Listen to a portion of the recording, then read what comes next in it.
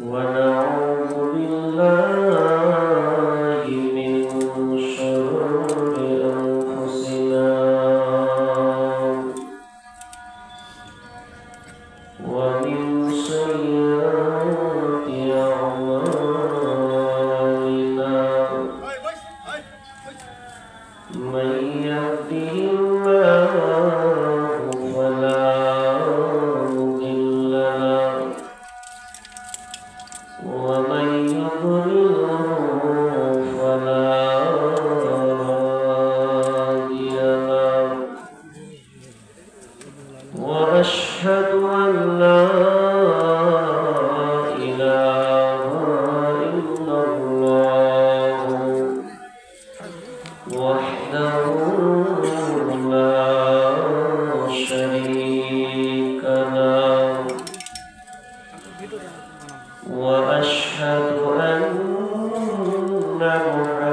محمدا عبده ورسوله الذي أرسله بالحق بصيرا ونذيرا وداعيا إلى الله بإذنه وسراجا منيرا أما بعد فإن خير الحديث كتاب الله وخير الحديث هدي محمد صلى الله عليه وسلم وشر الأمور محدثاتها وكل محدثة بدعة وكل بدعة ضلالة وكل ضلالة في النار فقد قال الله تبارك وتعالى في كلامه المجيد وفرقانه الحميد بعد أعوذ بالله من الشيطان الرجيم وإذا بشر أحدهم بالأنثى ظل وجهه مسودا وهو كظيم يتوارى من القوم من سوء ما بصر به أيمسكه على هون أم يدسه في التراب ألا ساء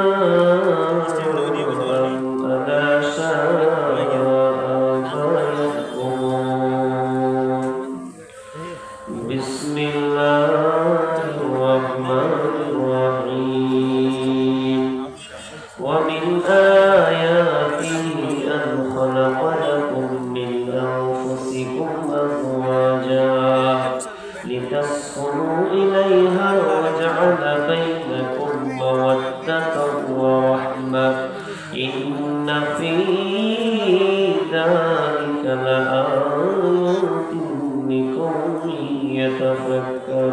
يتفكرون بسم الله الرحمن الرحيم وقضى ربك ألا تعبدوا إلا إياه وبالوالدين إحسانا إما يبلغن عندك الكبر أحدهما أو كلاهما فلا تقل لهما أف ولا تنهرهما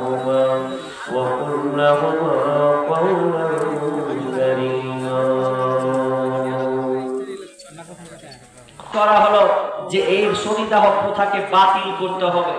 তিনি যে কত কষ্ট করেছেন এই সতীদাহ প্রথাকে দূর করার জন্য। আপনাকে ভারতীয় অসভ্য নেচার আপনাকে দেখাচ্ছি যে রাজা রামমোহন রায় যখন প্রতিবাদ করলেন, তার মা তারিণী দেবী বলছেন তোকে বাড়িতে রাখা যাবে না, তুই বাড়ি থেকে বের হ। কেন? তুই কেন এটা আন্দোলন করতে গেলি, তোর কি দরকার? তো বলছে আমাকে বাড়ি থেকে বের করে দিলেও কোনো উপায় নাই। বাড়ি থেকে বেরিয়ে গেলেন, জায়গা জমি পর্যন্ত তাকে ত্যায্য পুত্র করে দেওয়া হলো। রাজা রামমোহন রায়কে তার মা ত্যায্য পুত্র করে দিলেন যে তুই বাড়ি থেকে বের হ, তোর কোনো অংশীদার এখানে কোনো তোর অংশ নাই, আর তুই আমার সন্তান নয়। তিনি কিছু পরোয়া না করেও তিনি কষ্টের উপরে এই সতীদাহ প্রথাকে দূর করেছিলেন। শুধু তাই নয়, এই ভারতীয় অসভ্য, আপনি ইতিহাস করুন কত নিকৃষ্ট সবাই ছিল, অন্ধকার যুগ ছিল, যে একটা মেয়ে যদি বিবাহ হতো তাহলে সে পর্যন্ত নিষ্কৃতি পেত না।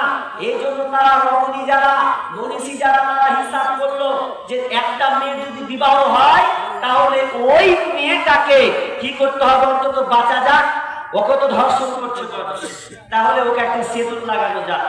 তার একটা সিদ্ধান্ত নিল যে তার কপালে সিঁদুর লাগিয়ে দাও, তাহলে মানুষ জানবে যে এই মেয়েটার বিবাহ হয়েছে।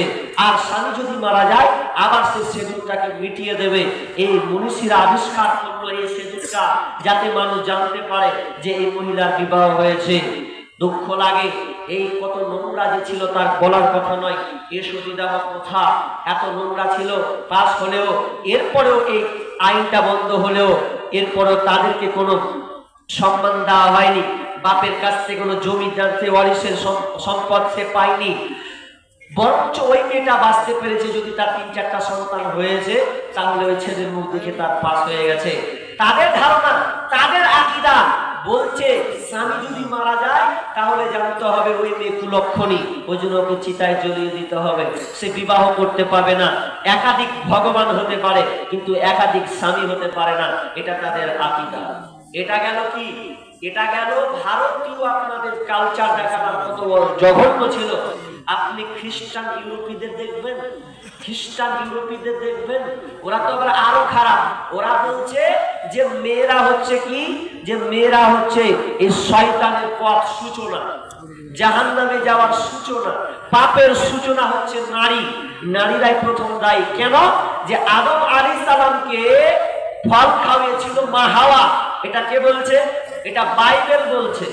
বাইবেল বলছে যে মা হাওয়াই প্রথম আদম আলাইহিস সালামকে ফল খাওয়ার জন্য তাকে প্রথম উস্কানি দেওয়া হয়েছিল, তারপরে খেয়েছে। কোরআন বলছে তারা দুজনাই অপরাধী, দুজনেই তারা খেয়েছে, দুজনাই অপরাধী। কিন্তু বাইবেল বলছে না, মা হাওয়া হচ্ছে অপরাধী। এবং তারা বলে যে ঈসা আলাইহিস সালাম বিবাহ করেননি, এই জন্য মনীষীরা বলে আমরাও বিবাহ করব না। যারা খ্রিস্টান পাদ্রী তারা বলে আমরাও বিবাহ করব না, কারণ ঈসা নবী বিবাহ করেননি, এই জন্য করব না। কিন্তু তারা জানেন জেনায় লিপ্ত হতো, মেয়েদেরকে উপভোগ করত, মেয়েদেরকে একাধিক 100 মেয়েকে নিয়ে তারা ঘরে আনন্দ ফুর্তি করত, কিন্তু বিবাহ করত না। শুধু তাই নয়, শুধু মেয়ে যদি মেন্স হয়, পিরিয়ড হয়, তাহলে ওই মেয়েটাকে বলতো একে রাখা যাবে না, পচা, একে রাখা যাবে না, কারণ এ হচ্ছে নোংরা। এখন ওকে এক কোনায় দূরে প্রান্তে ফেলে চলে আসতে হবে, ফেলে চলে আসতে হবে। তবে যখন পিরিয়ড ভালো হবে, মাসিক বন্ধ হবে, 7 দিন ওভার হবে, তখন আবার বাড়িতে আসতে পাবে, তার আগে আসতে পারবে। কিন্তু ইসলাম কত সুন্দর। মা ঈসা বলছেন, হাদিসটা আছে আমি ছন্দে বলছি, যে আল্লাহ রাসূল বিবিদেরকে কত ভালোবাসতেন। মা ঈসা বলে আমি যে পানি পিতাম, ফিরে সেই পানি আমি নবীকে দিতাম। পিতাম যেখানে আমি মুখ লাগাইয়া, নবীজি পিতেন সেইখানে মুখ দিয়া। আর যে হাড়ের গোশত লাগাইয়া দাঁত, আমি ফিরে খাইতেন মদিনে জান।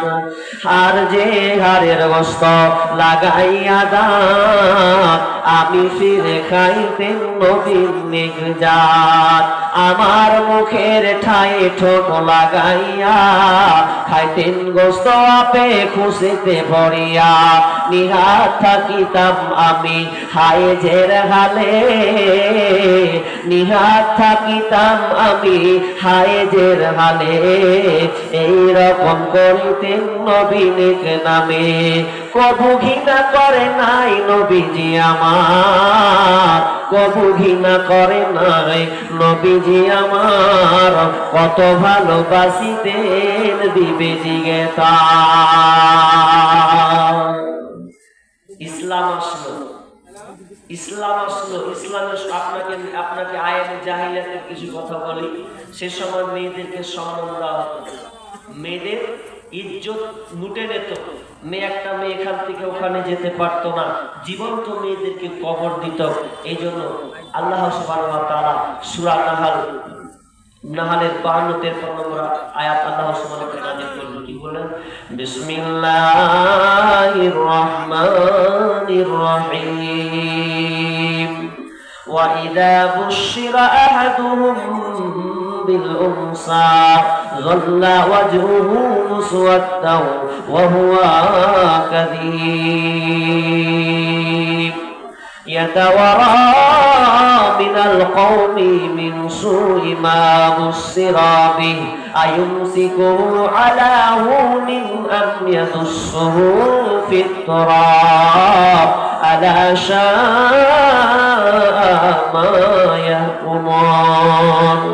আল্লাহ সুবহানাহু ওয়া তাআলা আয়াতে বললেন, ওয়া ইযা বুশিরা আহাদুহুম বিল উনসা, যখন কেউ তাকে সংবাদ দিত, সুসংবাদ দিত কিসের? যে তোমার কন্যা সন্তান হয়েছে, মেয়ে হয়েছে, তখন তার মুখখানটা কালো মলিন হয়ে যেত, তখন মুখটা কালোর বর্ণের হয়ে যেত এবং তার মনটা ভারাক্রান্ত মন হয়ে যেত। মনে হয় তাকে পিস পান করানো হয়েছে, মুখটা এমন কালো মলিন চিন্তিত মন হয়ে যেত। ইয়াতাওয়ারা মিনাল কওমি মিন সুই মা বুশিরা বি, এবং যখন তাকে এই সংবাদ দেওয়া হলো যে তোমার মহিলা সন্তান অর্থাৎ কন্যা সন্তান হয়েছে, মেয়ে হয়েছে, তখন সে কি করত? নিজের কম থেকে, নিজের পরিবার থেকে বাঁচানোর জন্য সে গ্রাম থেকে পালিয়ে অন্য কোথাও সে লুকিয়ে যেত। কেন? হয়তো তার মাসি বলবে তোর কন্যা সন্তান হয়েছে, হয়তো তার চাচি বলবে তোর কন্যা সন্তান হয়েছে, মানুষ তাকে ছি ছি ছি ছি দিবে, নিন্দা দিবে। এই জন্য লাখ লজ্জার ভয়ে নিজেকে আড়ানোর জন্য সে গ্রাম ত্যাগ করে অন্য জায়গায় চলে যেতে। মেয়ে কন্যা সন্তান হয়েছে, এই জন্য তার মনটা ভারাক্রান্ত। কেন গো? তার অনেক কারণ আছে, কয়েকটি কারণ আছে। কারণ মেয়ে সন্তান যদি আসে, তাহলে মেয়ে সন্তান যদি হয়, তাহলে মেয়ে সন্তান হলে লোক বলবে ছি ছি তোর কন্যা সন্তান হয়েছে, তোর বেটি তো লোকের ঝি খাটবে, তোর মেয়ে রাস্তায় হাঁটবে, ওকে ধর্ষণ করবে, তোর মেয়ের জন্য তোকে টাকা পয়সা জড়ো করতে হবে, মেয়ে দেখলে গাল বন্ধ করবে, তোর মেয়েকে উপরে দাসী হিসাবে ব্যবহার, চাকরানি হিসাবে ব্যবহার করা হবে। তো তারা বলতে এগুলো শোনার চাইতে একদিনই মেরে ফেলে দেবো, কষ্ট করে 4 দিন কাজ করবে, মেয়েকে হবে। এই আয়াতটা বলতে গিয়ে আর একটু এখানে মিডিলে কয়েক আমার যুবক ভাই এবং বাপজিদেরকে বলি, ধ্যান করে শুনেন কথাটা, যে তারা এই কারণে গলা টিপে মারত, অথবা কবর মাটি খনন করে তাদেরকে পুঁতে দিয়ে আসতো। এই কয়েকটি কারণে, বরঞ্চ আমরাও ইদানিং বর্তমানে এটা করি, গর্ত খনন না করলেও আমরা মেয়েদেরকে মেরে ফেলি, ছুরিবিহীন তাদেরকে মারি। আপনি মারবেন না? আচ্ছা, আপনার মেয়ে যদি 16 বছরের হয় আর যদি অন্য ছেলের হাত ধরে পালিয়ে যায়, তাহলে আপনার মনটা কেমন করবে? অনেক তো বাপ বলবে যে খালি আয়, বস্তা লবণ করবো, পুঁতে দেবো, ঘেরে দেবো, তারপর কথা আছে, বলে না যে তোর মান সম্মান সুস্থ করতে পারে, তুই আমার মুখে চুলকানি মেরে চলে গেলি, তোকে আইডি পুঁতে দেবো, কত কষ্ট বহন করবো বলে। আর দ্বিতীয়ত, আমরা মেয়েদেরকে পুঁতে দিয়েছি, যদিও একটু এক্সচেঞ্জ হয়েছে, আপনি হয়তো গর্ত খনন করেন না, তবু আপনি মেয়েকে হত্যা করছেন। কিভাবে? আচ্ছা বলেন, আপনার 4টা বেটা দুটা মেয়ে, চার বেটাকে আপনি জায়গা জমি কতটুকু লিখে দিয়েছেন আর মেয়েকে আপনি কতটুকু দিয়েছেন? আপনি তাকে আপনি মারছেন না? ছেলেকে তো আপনি জমি লিখে দিলেন 10 কাঠা 10 কাঠা করে লিখে দিবি, আর বেটিকে বলছে হাওয়া মাপ দিয়ে দেবে। হাওয়া মাপ তোমার কুটকুটানি বের করে ছাড়বে, বিচার মাঠ খালি আসতে দাও, হাওয়া মাপ। আপনাকে বলি কোন মেয়ে মন থেকে মাফ করে না, আপনাকে চ্যালেঞ্জ করলাম, কোন মেয়ে আপনাকে মন থেকে ক্ষমা করবে না। হতে পারে সে মাফ করবে এটার কারণে যে আমার বাড়ি, বাপের বাড়িতে আমাকে উঠতে হবে, ভাইয়ের বাড়িতে আমাকে উঠতে হবে, বিধায় সে লজ্জিত হয়ে এই কথাগুলো বলতে পারে না। কিন্তু কোন মহিলা মন থেকে মাফ করে, আপনি খোঁজ নিবেন ভালো ভালো। এটা 1 টাকা 2 টাকার ব্যাপার আছে, জমি জায়গা এটা 1 টাকা 2 টাকার ব্যাপার নয়, আর এটা ওয়ারিসের মাল। আপনি কি মেয়েকে, অনেকে আবার বাচ্চাকে বলছে এই বেটারা তোরা সকল গাদা নিয়ে নিবি, আর বেটি গালাকে বলছে ওই যে মাঠের পুকুরে ধারে পুরা সারা চাষ হয় না, কিছু হয় না, বাল ঝাড়ে জঙ্গলে তোরা নিবি। কোথায় পেলেন? আপনি মেয়েকে দিয়েছেন জমি জায়গা, রেডি হন আপনি। মেয়েকে তো আপনি দুনিয়া তো আপনি হত্যা করছেন, সে আপনি গর্তে খনন না করেন। এটাও মনে রাখবেন। একজন বক্তা বলছেন, ভালো দামি আলেম গো, বলছে কেউ যদি জাহান্নামী দেখতে চাও, দুনিয়াতে যদি কেউ জাহান্নামী লোক দেখতে চাও, তাহলে ওই লোকটাকে দেখো যেই লোকটা বেটির জমি মেরে খেয়ে বেটাকে দিয়েছে। আমার কথা না, একজন আলেম, বিশাল বড় মাপের আলেম, তিনি বলেছেন জাহান্নামী লোক যদি দুনিয়ায় দেখতে চাস, হাত সেখান দিয়া দেখ বেটির জমি মেরে খেয়ে বসা আছে। নিজেকেও হাজি সাহেব দেখাচ্ছেন যে আমি হাজি হজ করেছি, তোমার তাহাজ্জুদ করে কোনো 5 পয়সা লাভ হবে না যদি মেয়ের জমি তুমি আত্মসাৎ করে রেখেছো। মেয়ের জমি তোমাকে বুঝিয়ে দিতে হবে, মেয়ের জমি তোমাকে বুঝিয়ে দিতে হবে, নাহলে তোমার বাঁচার কোনো পথ নাই। খালি বললি হলো 1 কাঠা 2 কাঠা হাওয়া মাপ, এটা চলবে না। এটা হচ্ছে তার অংশীদার, এটা সে তার ভাগ ওয়ারিসের সম্পত্তি মাল, মেয়েও পাবে। যদি 2 ভাগ পায় তাহলে মেয়ে 1 ভাগ পাবে, তুমি 10 কাঠা পাবে, তো তোমার বোন 5 কাঠা পাবে। এটা হাত কলম চালাবার তোমার কোনো উপায় নেই। এটাই চলেন, আমি আরেকটা পড়েছি, আরেকটা আবার দেখেন। আল্লাহ তাআলা বলছেন যে তারা মেয়ে কন্যা সন্তান হলে তাদেরকে টুটি চিপে মেরে ফেলে দিত। কেন? যে মেয়ে গ্লানির কারণে, তার এই টেনশনের কারণে যে মেয়ে আমার হবে, মেয়ে বড় হয়ে তার সম্মান পাবে না। কেন মারতে জানেন? আপনাকে এবার আমি বুখারীর হাদিস নিয়ে যাব। হাদিসটি বর্ণনা করছেন মা আয়েশা রাদিয়াল্লাহু তাআলা আনহা, তিনি নিজেই বলছেন যে অসভ্যতার যুগে, সেই সময় জাহিলিয়াতের যুগে 4 ধরনের মেয়েদের বিবাহ হতো, 4 কোয়ালিটি, 4টা নিয়মে বিবাহ হতো। কিন্তু মেয়েদের ওগুলো বিবাহ নয়, মেয়েদেরকে অপদস্থ করা হতো। মা আয়েশা বলছেন প্রথম নম্বর হতো যে একটা মেয়ে যেমন স্বাভাবিক আমরা বিবাহ করি, একজন গার্জেনকে যায় যে বিবাহ করে, সে গিয়ে বলে আপনার মেয়েকে বিয়ে করতে চায়, মোহরানা নির্ধারণ হয়, এরপরে একটা বিবাহ হয়। একরকম নিয়ম আছে। নাম্বার 2, আরেকটা নিয়ম, এত অসভ্য, মানে অসভ্যতার যুগ, জঘন্য কাজ হতো। কেমন কাজ? যে একটা মেয়ে যখন তার বিবাহ হলো, স্বামীর ঘর গেল, স্বামীর ঘর যাওয়ার পর ওই স্ত্রী, মানে স্ত্রীকে স্বামী বলতো শোন শোন, তোর প্রথম মাসিক যদি বন্ধ হয়ে যায়, প্রথম মাসিক কমপ্লিট হওয়ার পর তুই এবার এমন একটা লোকের কাছে যাবি, যে লোকটা হলো দামিওয়ালা লোক, ওয়েটওয়ালা লোক। সেই লোকটার কাছে তোকে যেতে হবে, তার বিছানায় ঘুমাতে হবে, তার সঙ্গে থাকতে হবে। কতদিন পর্যন্ত? যতদিন পর্যন্ত তুই গর্ভবতী না হবে, যতদিন পর্যন্ত পেটে সন্তান না আসবে, ততক্ষণ পর্যন্ত তুই ওর বিছানায় থাকবি। কত জঘন্য! নিজের স্বামী বলতো স্ত্রীকে যে যা গিয়ে তুই ওখানে ওই বড় লোক, যে ভালো লোক, পণ্ডিত লোক যাবি, ওর সঙ্গে মিলন করবি, মিলন করে যতদিন পর্যন্ত গর্ভবতী না হবে, পেটে সন্তান না আসবে, ততদিন তোমার কাছে থাকবে, যখন আসবে তখন আবার এটা একটা গেল। নাম্বার 3 নাম্বার বিয়ের নিয়ম ছিল যে একটা মহিলা যখন 10 জন পুরুষের সঙ্গে জেনা করত, 10টা পুরুষ 10 জন যুবক এসে মেয়েটার কাছে হাজির হতো রে। এরপরে তারা গভীরে মিলনে তারা চলে যেত। 10 জনের সাথে একটা মেয়েকে ব্যবহার করা হতো। এরপরে যখন আপনার মিলন হওয়ার পর যদি ওই মেয়েটার পেটে সন্তান আসতো বা সন্তান যদি আসতো, তাহলে সন্তানটা কার হবে? কার? কারণ একসাথে 10 জন পুরুষ তার সঙ্গে জেনায় লিপ্ত হয়েছে, তখনও বিয়ে হয় নাই। বিয়েটা কিভাবে হচ্ছে দেখেন, তাহলে 10 জনের সঙ্গে জেনা করেছে। এবার ও যখন পেটে সন্তান এলো, তখন ওই মহিলা যে 10 জনের সঙ্গে জেনায় লিপ্ত হয়েছে, কুকর্মে লিপ্ত হয়েছে, তাদের 10 জনকে ডাকা হতো, বলতো ভাই তোরা 10 জন আয়, আমার পেটে সন্তান হয়েছে। তখন মেয়েটা পছন্দ করতো কে আমার স্বামী হবে, কে আমার স্বামী হবে। তো মেয়েটা যদি বলতো যে আমার এটা স্বামী, তুমি আমার স্বামী হবে, তখন তারা এক কথায় রাজি হয়ে যেত। কারণ মেয়ে যেটা পছন্দ করত ওটা তার স্বামী, তো তাকে স্বামী হিসাবে চয়ন করে নিত। অসভ্যতার যুগ 3টা গেল। আর একটা মাইসা বলছেন কেমন ছিল? 4 নম্বর পদ্ধতি, মেয়েদেরকে কেমন করে ব্যবহার করা হতো, কি তাদের সম্মান? কোনো তাদের সম্মান ছিল না।